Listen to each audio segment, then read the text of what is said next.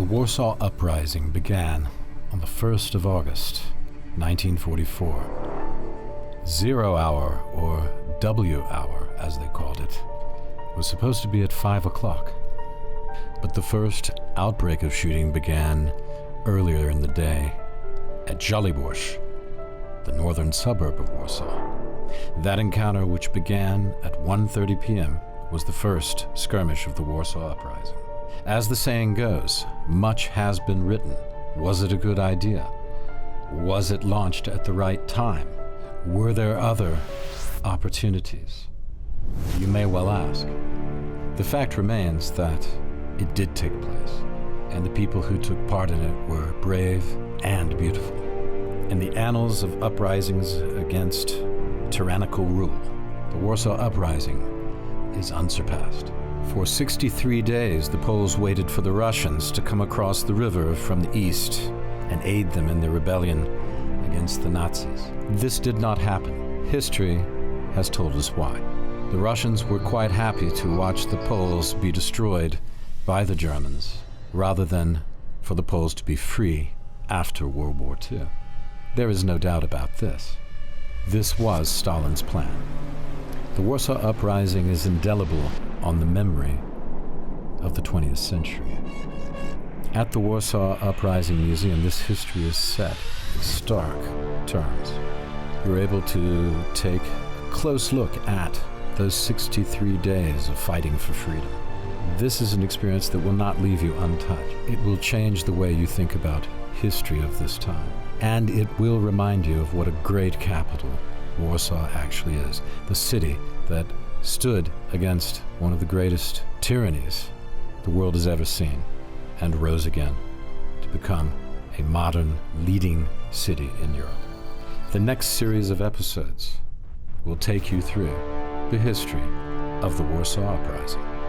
Thanks for watching.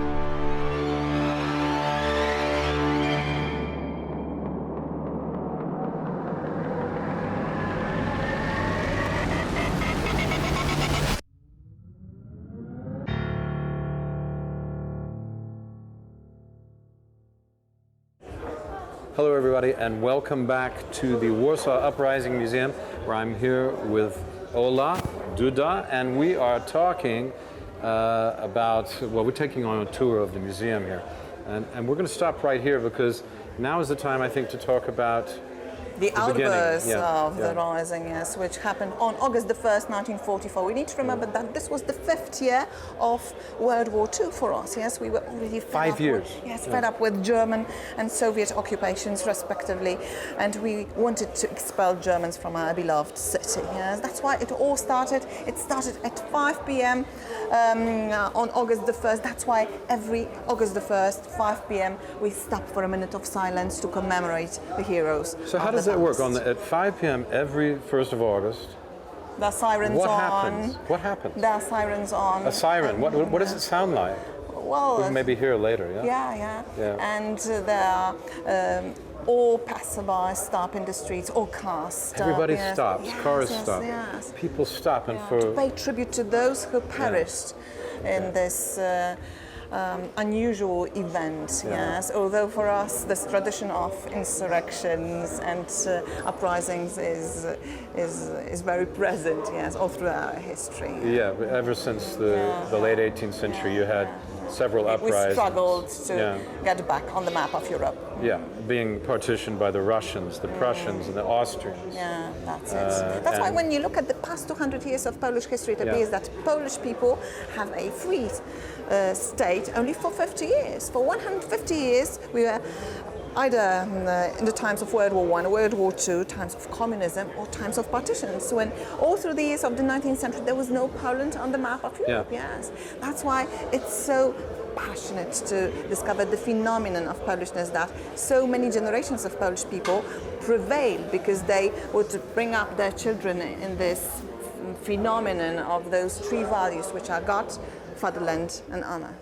Yeah, I think it's interesting that you said 50 years, and I think it's worth saying that we write on that 50 years because the 30 years after the restoration of independence in 1989, right. because we restored sovereignty as late as in 1989. 1989, and people don't understand that you had a lot of people here telling you what to do for a long time, but you did have a brief period and a very vibrant, incredibly energetic period of the 20s and 30s in Poland. Yeah, exactly. It was a just huge in artistic between movement. the wars. Yeah, yes. what's that? It's called secession. Is that right? Międzywojnie. Międzywojnie time. Yeah. Secession is before. Yeah, of course it is. And, because after 123 years, we got back onto the map of Europe. Yes, that's why we were so happy that finally we have our country. Yes, we may decide on our fate, and eventually, after 20 years, we were invaded again, yes, and World War II started.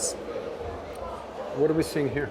Well, please pay attention to these boys, which belong to one of the units of the Warsaw Rising Insurgent forces.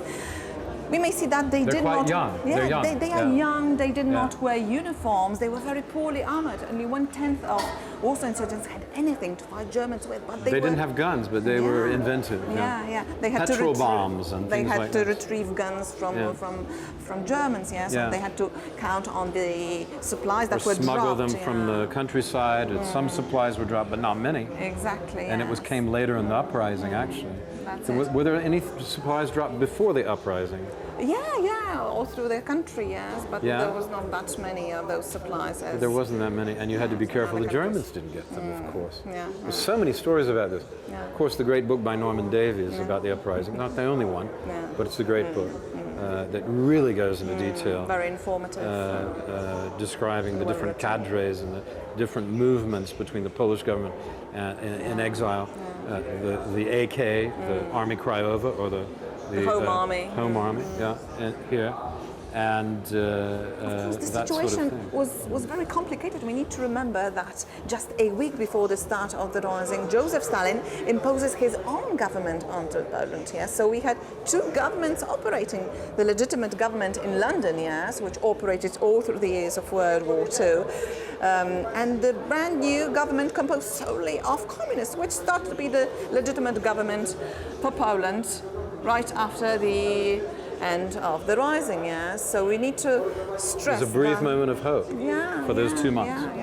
And then squashed. Last chance for freedom. Because Stalin, of course, his motivation was weaken Warsaw, weaken the heart and the brains of Poland, and its a command center, if you will, political center, intellectual center. That's it. And then they will be weaker when we move in. It's a dirty business. Unfortunately. Stay with us. More with Poland Daily Travel at the Warsaw Uprising Museum.